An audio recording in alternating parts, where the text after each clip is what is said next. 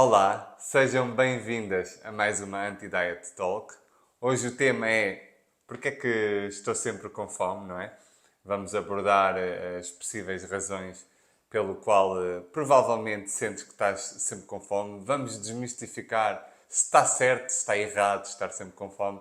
Vais sair com uma clareza diferente, sempre respeitando a dinâmica de uma conversa leve, descontraída, mas informacional, não é? Sim, este tema surgiu-nos porque é uma dúvida e é uma frase que nós ouvimos recorrentemente as nossas clientes a dizer, mas parece que eu estou sempre com fome. Então decidimos falar hoje aqui um bocadinho sobre isso para trazer aqui algumas possibilidades do que é que pode estar a acontecer para estar sempre com fome.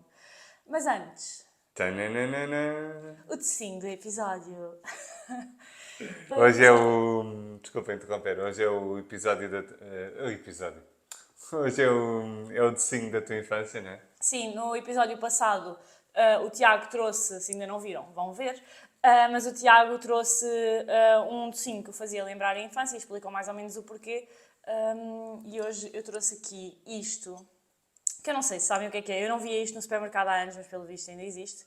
Que é um travesseiro, ia dizer a marca, mas não vou dizer. Não, tenho que pagar. Pronto, é um travesseiro de chocolate e isto faz-me lembrar. Eu tenho uma prima que é minha amiga, somos muito amigas, e a mãe dela, sempre que eu dormia em casa dela, trazia-nos isto de manhã. Imagina, nós acordávamos de manhã e estava sempre lá. Isto vem numa coisinha de plástico e estava sempre lá. E eles tinham. Imagina, abrias o frigorífico e tipo, estás a ver aquelas gavetas que normalmente as pessoas usam para pôr tipo os vegetais? Sim. Pronto, elas tinham uma gaveta só tipo com leites de chocolate, mas tipo cheia. Daqueles pequeninos, sabes? O nosso pequeno almoço era sempre um leite com Mas era chocolate. para terem estoque logo para o mês todo? Havia-se imenso leite com chocolate lá naquela casa, não sei o que é que se passava. Então nós bebíamos sempre um leite com chocolate e uma coisa destas de manhã. Aqueles pacotinhos retangulares. Sim. Eu via, mas era na escola. Eu não comi isto há anos. Honestamente, só trouxe porque realmente era para trazer alguma coisa da minha infância, porque não tenho muita expectativa. Eu, se tivesse que adivinhar, dizia que isto não era assim muito bom. Vamos lá. Bem, vamos lá experimentar. Isto, para quem não conhece, tem um creme supostamente branco por dentro, que parece mais amarelado e é um bocado estranho, mas...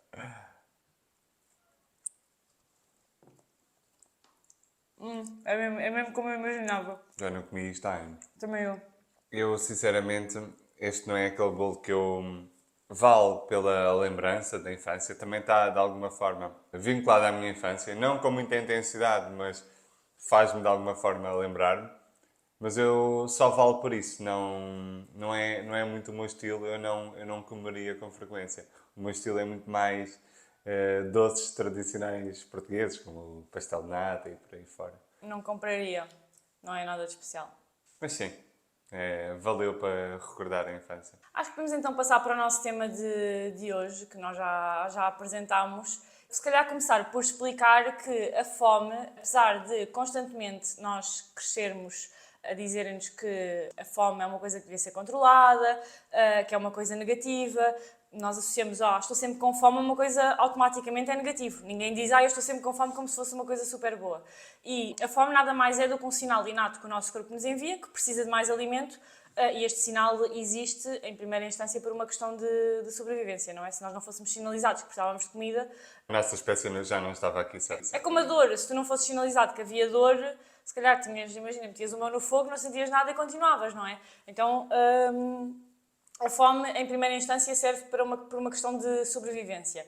E como eu estava a dizer, nós crescemos constantemente com uma cultura que nos diz que a fome é uma coisa negativa, que se nós queremos controlar, aliás, se nós queremos mudar o nosso corpo, devemos controlar a fome, e esta relação tão direta entre corpo e comida acaba por levar esta ideia de que a fome é uma coisa negativa. E depois, quando vamos ganhando consciência acerca do tema, o que é que vamos percebendo? Que é exatamente este excesso de tentativa de controlar o corpo que leva ao descontrole, não é? É exatamente o querer controlar que leva ao descontrole que ninguém quer. Então, é precisamente o contrário do que aquilo que a cultura nos diz, né? A cultura da dieta. É precisamente deixarmos de querer controlar, é que é a melhor forma de gerir, não vou dizer controlar, mas a melhor forma é não controlando. Exato. Que é exatamente a premissa contrária àquela que é vendida. Mas como te vendem que deves controlar, depois a indústria também solta Claro. aplicações para contar calorias, dietas, planos alimentares, aquela questão toda dos equivalentes ou das porções, que uma porção disto é, imagina, uma porção de arroz é isto, como se fizesse algum sentido uma porção ser o mesmo para toda a gente. Esse tipo de estratégias que no fundo nada mais é do que a fome é um sinal interno, à partida, e nós estamos sempre a dar este exemplo, mas é porque é muito fácil de perceber. Quando um bebê nasce, o bebê sabe perfeitamente quando chora ele tem fome, quando ele não tem fome ele para de chorar. E ele sabe perfeitamente regular a sua fome e a sua saciedade. Um bebê não come até ficar mal disposto. Ele sabe quando é que há de parar. Ou seja, isto para dizer que a fome e a saciedade são sensações inatas, certo? Ou seja, são sensações internas inatas que nós temos. O que acontece é que, como nos dizem que a fome é uma coisa má, que não podemos confiar nos nossos sinais internos, nós achamos que temos que recorrer a sinais externos, que é estas aplicações, por exemplo, um papel que nos diga o que é que temos, em que quantidades temos que comer, é isso, no fundo. É estar a recorrer a uma coisa externa quando essa resposta deveria estar dentro de nós. Isto pareceu agora muito filosófico, mas é a realidade. E não só, e o próprio mercado da indústria do emagrecimento também se vai moldando a essa percepção que eles querem que as pessoas tenham. Que vão criando ali a diabolização de alguns alimentos, o endeusamento de outros, que parece que são superalimentos. Quando superalimentos, se formos a desconstruir, é um termo que nem existe. Não há um único Foi criado alimento. pela indústria. Exatamente. E isto também para potenciar a narrativa que estavas a dizer. A narrativa de que, sim, tu tens de controlar o teu corpo. Então, come os superalimentos, não comas aqueles que te são tóxicos. Tu facilmente, com uma pesquisa à internet, tu encontras os 10 alimentos que tens que eliminar para não morrer cedo. Assim títulos super sensacionalistas, não é? Isso está completamente disseminado pela internet. E às vezes até profissionais de saúde a disseminar esta narrativa. Sim, por exemplo, ainda no outro dia estava a falar com uma cliente em consulta e tivemos esta conversa de que aquele tipo de... Às vezes nós vemos, por exemplo, imagina, o morango faz bem ao coração. E, tipo, isto não existe. Não há nenhum alimento em específico que faça bem a um órgão ou a alguma coisa. E muitas vezes, quando há estudos que fazem esta correlação entre uma coisa e outra, primeiro nem é o morango em si, é um composto ativo que está no morango.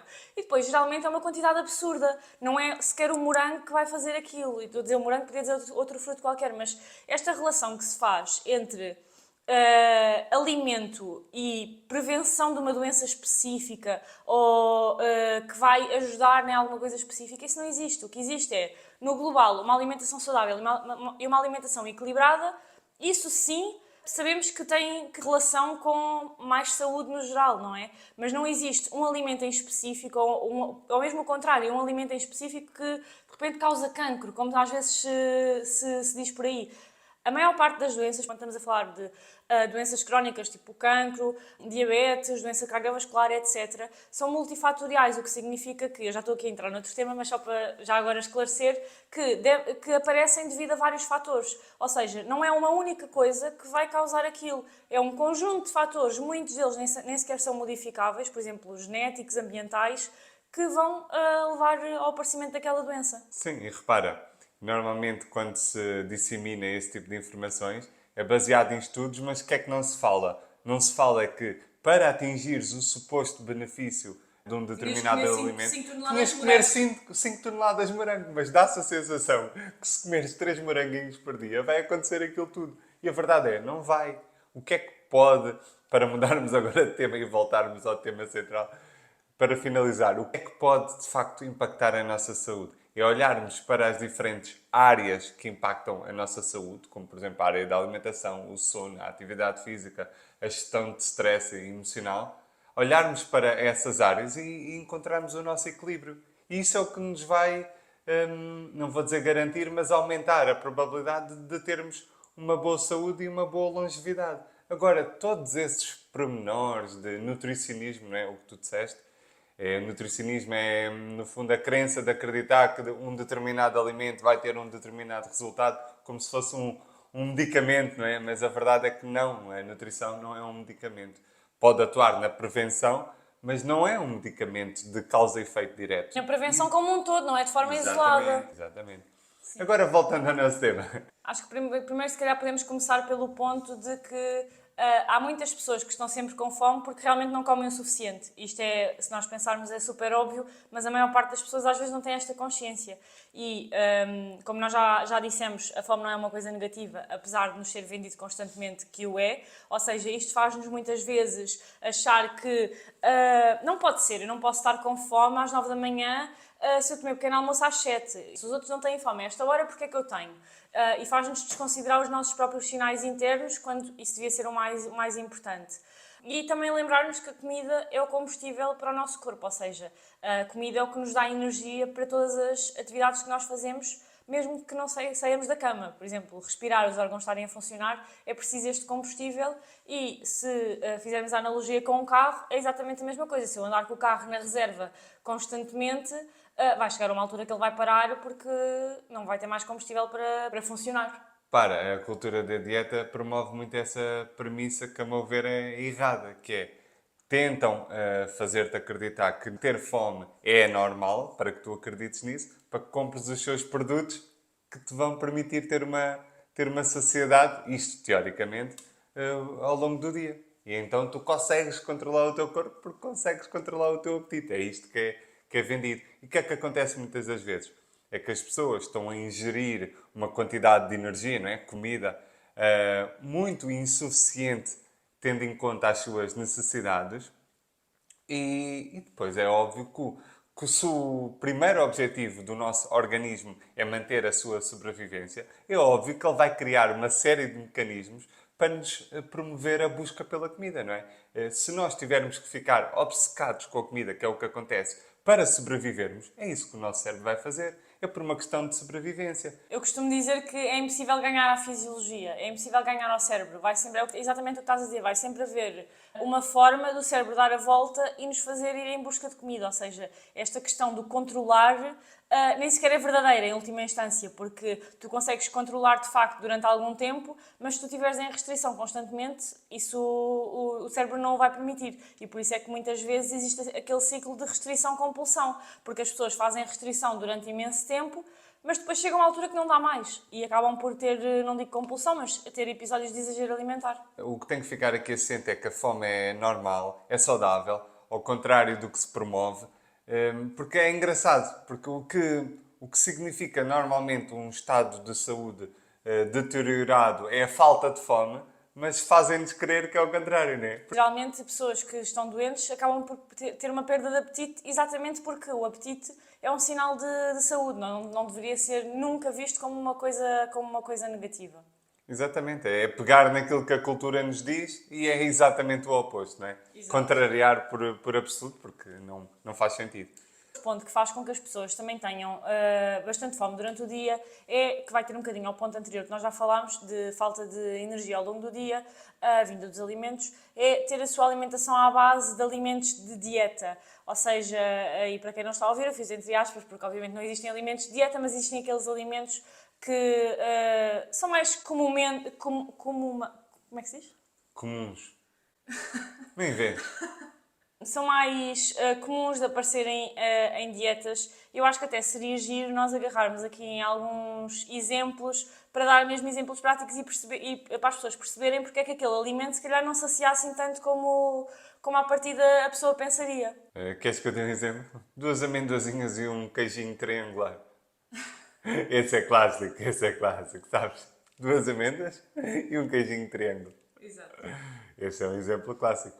É óbvio que isso, por exemplo, vou falar para mim, isso não me sacia minimamente. Eu preciso comer mais do que isso. Sim, é importante que a maior parte das nossas refeições seja completa. O que é que isto significa? Uma refeição completa é uma refeição que tem todos os nutrientes. E nós sabemos que a comida não são só nutrientes, mas claro que isto também tem a sua importância e é importante também jogar com algum conhecimento nutricional e estruturar uma alimentação ao longo do dia que seja nutritiva. E isto significa que as nossas refeições, pelo menos as principais, obviamente isto não é uma regra e pode depender de dia para dia, mas que a maior parte das nossas refeições tenham proteína, hidratos de carbono e gordura e depois a parte das vitaminas e minerais geralmente vamos buscar à fruta e aos legumes. E muitas vezes o que as pessoas fazem é que as refeições são super incompletas. Por exemplo, se eu tiver fome, por exemplo, é hora do lanche, eu almocei há 3 ou 4 horas atrás. se calhar eu vou ter fome para fazer um lanche completo, é o mais provável. E 2 amêndoas ou meia dúzia de amêndoas e um queijinho não é nem de perto nem de longe uma refeição completa, nem é uma refeição, é mesmo só para dizer que trinquei alguma coisa, porque aquilo, em termos nutricionais, não tem praticamente nada, não é? Sim, sem dúvida. E promove-se isto como se fosse normal ficarmos saciados com esse tipo de refeições. E outra coisa, que é também uma premissa, a meu ver, completamente errada, que é assumirmos que, por exemplo, hoje, como 2 amêndoas e um queijinho triangular. Não é verdade, mas vamos supor. Por que raio é que amanhã, depois da manhã e no dia seguinte, porque é que eu tenho que comer a mesma quantidade? Porque é que nos robotizamos ao ponto de acharmos que temos que ter a fome diariamente igual? Sim, as nossas necessidades É não que, são, é não que são as mesmas ao longo do dia. para hoje até pode servir, mas para amanhã esse lanche pode ser completamente insuficiente para mim. Os meus níveis de fome podem mudar, certo? Sim, sem dúvida, mas se pensares, isso vem muito daquela historinha que nos contam que as calorias é uma coisa má. Se pensares, a maior parte das pessoas acha que um alimento é melhor se tiver menos calorias. Tanto melhor é o alimento quanto menos calorias tem. Isto parte logo de uma premissa completamente errada, porque as calorias é o combustível que eu estava a falar há bocado, ou seja, as calorias é o que nos permite ter energia para tudo funcionar corretamente e são essenciais. E isso facilmente é desconstruído, porque se formos a falar de evidência científica, o azeite, que é um alimento muito calórico, é daqueles que têm a evidência científica mais a seu favor. Não há um único estudo do azeite a mostrar que o azeite é mau. Estou a dar um exemplo só para ficar claro que o número de calorias é completamente independente da questão nutricional. Sim, eu acho que o ponto aqui é que alimentos que são baixos em calorias, de forma isolada, não nos vão alimentar. Exatamente. E isto não significa que nós não podemos comer alimentos que são designados como alimentos de light ou de dieta. Ou, por exemplo, se nós pensarmos na fruta e nos legumes, são alimentos que têm baixíssimas calorias. Ou seja, comer só uma salada, obviamente que não nos vai alimentar, o que não significa que nós não podemos comer salada. A questão aqui é sempre parte de um ponto de vista de inclusão e não de exclusão. Ou seja, todos os alimentos são válidos, todos podem fazer parte da nossa alimentação. Mas se calhar perceber que um triângulo de queijinho light, se calhar não é suficiente. Tem mal comê-lo ao lanche? Claro que não. Mas ele não é suficiente de forma isolada. Se calhar faz sentido juntar com mais alimentos para tornar o lanche mais completo e mais saciante. Ou seja, em suma, no fundo, basear a nossa alimentação à base de alimentos pouco calóricos pode estar a fazer com que a pessoa sinta constantemente que está cheia de fome. E, como eu disse, podemos estar a falar de alimentos de dieta, mas também, por exemplo, sopa, fruta, legumes, que são alimentos que são baixíssimos em calorias e têm muita água, ou seja, acabam por ocupar um grande volume no estômago, mas acabam por de forma isolada, não são suficientes para constituir uma refeição. Exatamente, porque repara, ocupam o volume no estômago, mas como não têm muitos nutrientes para te sentir saciada durante um tempo razoável, passado pouco tempo tu sentes fome outra vez. E depois começas a achar que o problema é teu. Não, sinto fome, alguma coisa se passa comigo. Porquê é que eu estou sempre com fome? Devo ter alguma doença, não é? É o que as pessoas pensam. Eu sou completamente anormal. Estou sempre com fome, estou sempre obcecado com a comida. Isto não é normal. Mas não se questionam, ou pelo menos a maioria não se questiona, que o problema pode não estar em si. O problema pode estar nesta mentalidade de dieta que lhes foi incutida ao longo da vida, não é? Que nem se permitem ter outro tipo de consciência ou desconstruir aquilo que lhes foi construído, no fundo. Sim, eu estava aqui a tocar nos alimentos que são volumosos à base de água, por exemplo, a sopa, e há muita gente que às vezes diz eu ao jantar só gosto de comer uma sopa. E quando vamos a ver, a pessoa não gosta de comer só uma sopa. Foi-lhe dito que tinha que ser assim e é preciso desconstruir isso. E basta pensarmos que se eu beber meio litro de água de uma vez, eu também me vou sentir cheia, como é óbvio. É só água, mas eu vou sentir o estômago cheio. Por quanto tempo? Exatamente. Passado meia hora, se eu só beber a água, a fome vai voltar e eu vou ter necessidade de comer. Com a sopa é exatamente a mesma coisa. Tirando, eu não tenho nada contra comer uma sopa, mas acho que quando comemos só uma sopa, devemos ter atenção para que seja uma sopa mais completa possível. E entrando aqui mais especificamente, podemos colocar, por exemplo, batata, massas, arroz para quem gosta, que é menos comum, mas também há pessoas que colocam, leguminosas, grão, feijão, ervilhas, etc. Podemos colocar carne, peixe, ovo, ou seja, tornar a sopa o mais completa possível, porque uma sopa de vegetais, como é óbvio, vai encher o estômago na altura porque tem uma grande quantidade de água, mas depois não vai ser suficiente para a pessoa ficar, se calhar, a noite inteira sem sentir necessidade de comer. E depois temos outros alimentos que não enchem por serem ricos em água, mas enchem por serem volumosos ao nível do ar.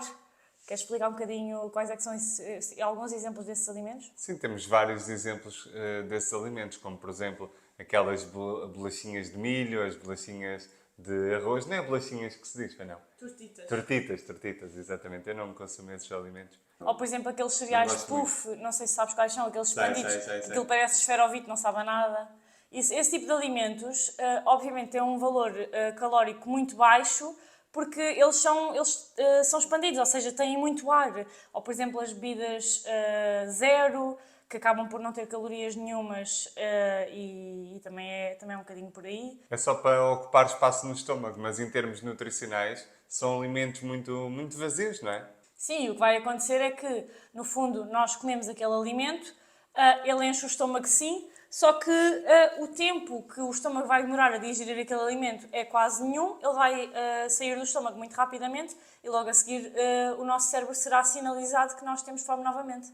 E depois o que é que acontece? O ciclo novamente de pensamento. Alguma coisa se passa comigo. Eu estarei mal com certeza, não é? E depois também temos outra parte muito importante que é muito desconsiderada, que é a satisfação. Há pessoas que às vezes estão a fazer uma alimentação que, do ponto de vista nutricional, é excelente, é ótima, é nutritiva, estão a comer aquilo que precisam, entre aspas, porque esta retórica também do que é que o nosso corpo precisa também é um bocadinho complexa, não é? Não existe uma regra, vai variando ao longo dos dias. E a satisfação acaba por ser muito deixada de lado. A satisfação, no fundo, nós temos a saciedade, que é uma sensação mais física do nosso organismo, e depois temos a satisfação, que é uma sensação mais psicológica. E é importante desconstruir as duas coisas. É que muitas pessoas comem até atingir o seu nível de saciedade e estão saciadas, estão bem, mas estão de tal forma insatisfeitas com a sua alimentação que nem se apercebem que os prazeres que são completamente necessários para uma alimentação saudável do ponto de vista mental também, não é? Esses prazeres não são colmatados de maneira nenhuma. E a pessoa, apesar de estar a fazer uma alimentação que a deixa saciada, não está a olhar para a satisfação que é mais associada ao prazer. Então isso acontece muitas vezes, que as pessoas de facto estão a comer até estar saciadas, mas sempre a comer uma alimentação muito monótona, muito pouco virada para o prazer, para a satisfação, e acaba por não ser uma alimentação saudável, não é? Então, incluir, não é que precise mudar a alimentação radicalmente, não é? Cada um sabe de si, mas incluir alimentos ou ingredientes que nós gostemos e que vão potenciar ali algum sabor ao prato, permitir-nos comer uma sobremesa, nem que seja de vez em quando, para quem nunca se permite comer nenhuma, comer uma de vez em quando é um grande passo, não é? Aqui na conquista do prazer alimentar. Sim, eu diria que no fundo é incluir diariamente alimentos que a pessoa gosta. Certo, mas pensa comigo, para quem não se permite fazer uma única vez, Sim, eu percebi. começar a fazer uma vez é bom. Sim, claro, estava só a dizer que eu acho que o ideal, entre aspas, novamente, porque não existe um ideal, mas é incluir diariamente alimentos que a pessoa gosta, que não necessariamente, muitas vezes são alimentos que não têm tanto interesse do ponto de vista nutricional, outras vezes são alimentos que são excelentes do ponto de vista nutricional, mas por alguma razão a pessoa acha que não os pode comer. Por exemplo, estou a pensar no pão, que é um alimento muito interessante para incluir todos os dias na nossa alimentação, mas cultura da dieta, constantemente a dizer que não podes comer pão, e muita gente acaba por eliminar um alimento que é super interessante do ponto de vista nutricional. Depois, eu acho que também vemos constantemente uma tentativa de atingir um padrão que não é realista no que toca à alimentação. E eu acho que neste ponto as redes sociais têm acabado por trazer assim alguma pressão, porque parece que as pessoas publicam o seu pequeno almoço, os seus lanches e são sempre, sei lá, papas de aveia com 1000 toppings em cima, Panquecas. umas panquecas de aveia e banana, e são sempre este tipo de refeições e parece que depois as pessoas sentem que, de alguma forma, para corresponder àquele padrão, a alimentação delas também tem que ser assim e de repente trocam as torradas da manhã por papas de aveia, o lanche da manhã, que se calhar nem faziam porque antes ficavam saciadas a manhã inteira, passam a fazer o tal queijinho com meia dúzia de amêndoas, depois ao almoço, em vez de fazerem uma refeição completa, comem só uma sopa ou uma salada. Ou seja, se a alimentação de alguém é assim até meio do dia, é perfeitamente normal que, a partir de metade do dia, a alimentação se torne um desafio para as pessoas. E o que nós vemos constantemente em consulta são pessoas que fazem uma alimentação até metade do dia. Elas dizem mesmo que até metade do dia é super fácil, que não sentem desafio nenhum. E fazem a alimentação até metade do dia super restritiva, que não lhes dá o suficiente, e depois, a partir de metade do dia, sentem que querem comer este mundo e o outro porque lá está, não estiveram a comer o suficiente na outra metade do dia. Foram deixando acumular a fome foi-se acumulando ao longo do dia por vários fatores. Às vezes é uma mistura entre eu restringo-me e eu tenho a vida profissional tão ocupada que nem me apercebo pelas horas passarem. E quando cai em mim, quando me conecto comigo, vejo, estou completamente esfomeado. Mas de repente aquelas 5, 6 horas de trabalho passaram num ápice. Tens essas duas vertentes, podem haver mais, mas recordei-me dessas duas. Se juntares a isto a um possível cansaço, né? Porque todo um dia já aconteceu pela frente, a pessoa chega a casa, está mais descontraída, encontrou um ritmo mais baixo, não é?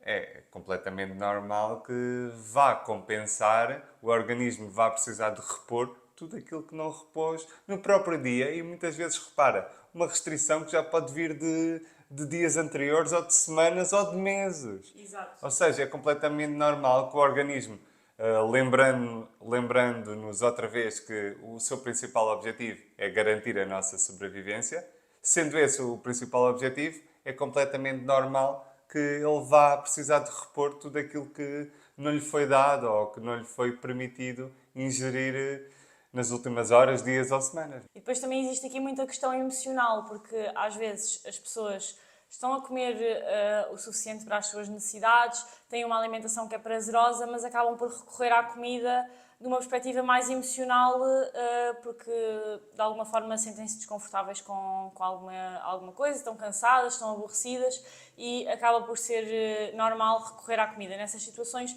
porque o nosso cérebro entende como uma fonte de prazer a comida, então de forma inconsciente nós recorremos à comida para não sentir aquelas emoções de forma tão intensa.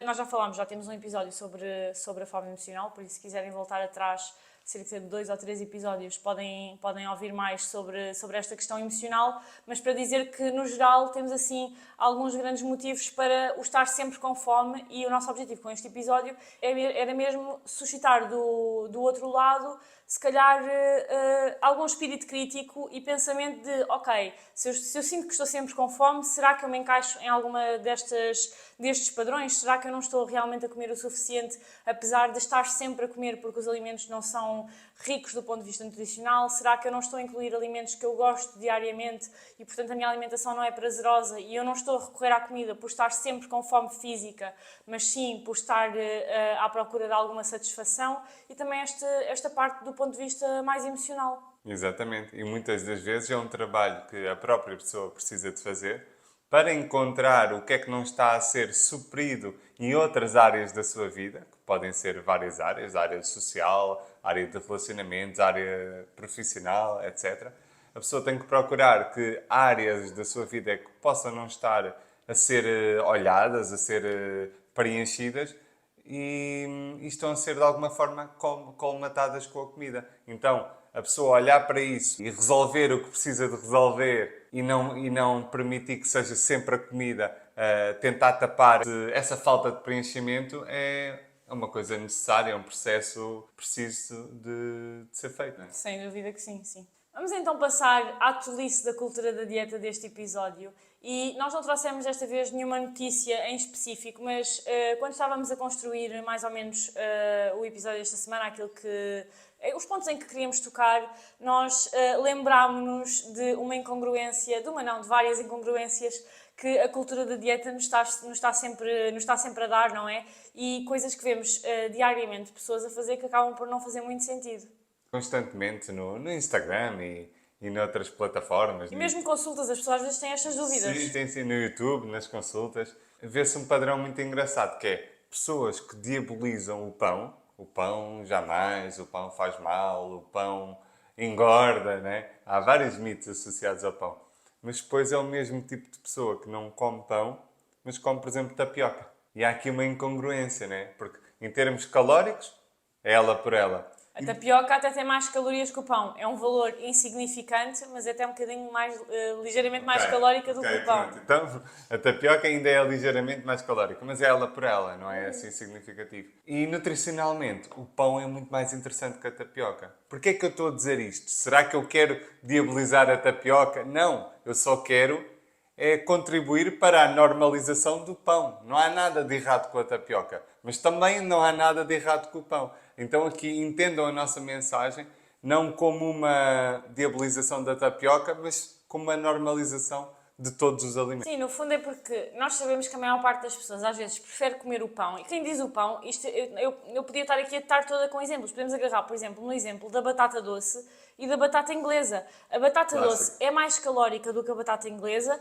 Por alguma razão, a batata inglesa foi diabolizada. Eu acho que isto agora, pelo menos é a minha percepção também, eu não sigo muita gente nas redes sociais e acabo por, se calhar, ter uma percepção completamente enviesada, mas do que eu vejo está um bocadinho melhor este nível de mitos, não sei se é a realidade ou não. Claramente nós temos um viés porque nós seguimos pessoas muito específicas e acabamos por não encher as nossas redes sociais com outro tipo de conteúdos que não concordamos, mas, por exemplo, a batata doce e a batata inglesa é exatamente a mesma coisa. A batata doce até tem mais calorias, novamente é ótima, se quem gostar, tudo bem. Qual é o problema aqui? É o motivo pelo qual nós fazemos este tipo de trocas. A chave de uma alimentação saudável e equilibrada é o equilíbrio e a variedade. Ou seja, dentro dos alimentos que nós gostamos e variando o máximo possível. Não faz sentido nenhum eu querer ter uma alimentação saudável e depois as minhas refeições serem à base de frango, com brócolis e batata doce e não posso variar daquilo porque foi o que me foi dito que era assim. É tão saudável que o pressuposto da mínima variedade da alimentação já não está a ser cumprido. Ou seja, obviamente não é saudável. A lista de incongruências continuaria. Era mesmo uma tarde inteira só para estar aqui a desmistificar estes temas. O nosso objetivo aqui, como o Tiago já referiu, não é de todo diabolizar este tipo de alimentos mais visto como alimentos de dieta. Quando é que é problemático? É quando nós estamos constantemente a fazer trocas que nós não gostamos, a tornar a nossa alimentação sem satisfação nenhuma, a tornar a nossa alimentação zero prazerosa, para ser o menos calórica possível, a ter a menos quantidade de gordura possível, quando isso são nutrientes que são super importantes para a nossa saúde. Sem dúvida. Para finalizar, isso vai ter ao tema que eu toco várias vezes, que bato na mesma tecla, que é o motivo pelo qual fazemos o que fazemos importa. É totalmente diferente uma pessoa que come batata doce em vez de batata inglesa porque gosta, porque realmente dá-lhe mais prazer comer aquela batata, do que outra que adora batata inglesa e faz um sacrifício gigante para comer a batata doce porque foi de alguma forma impingida pela cultura da dieta, que está imergida nessa pessoa de tal forma que ela nem se permite comer a batata que ela mais gosta. Então passa uma vida a deixar de comer um alimento que lhe é mais prazeroso e que não ia impactar a saúde dela nem positiva nem negativamente, e deixa de comer por causa desta cultura, não é? Destas crenças tão enraizadas. Exatamente. Então, o motivo pelo qual fazemos o que fazemos importa. Não é só o que comemos, é o motivo pelo qual estamos a comer o que comemos. Eu também como alguns alimentos light, como alguns alimentos proteicos, mas o meu motivo não é o motivo da cultura da dieta. É realmente, eu gosto daqueles alimentos que eu estou a comer. Porque se não gostasse, não ia fazer um sacrifício gigante, porque é saudável, com muitas aspas, não é? Naturalmente. Claro. E era isto que tínhamos para hoje. Todos os links úteis estão na descrição deste episódio. Vemo-nos na próxima quinta-feira, às 19 horas.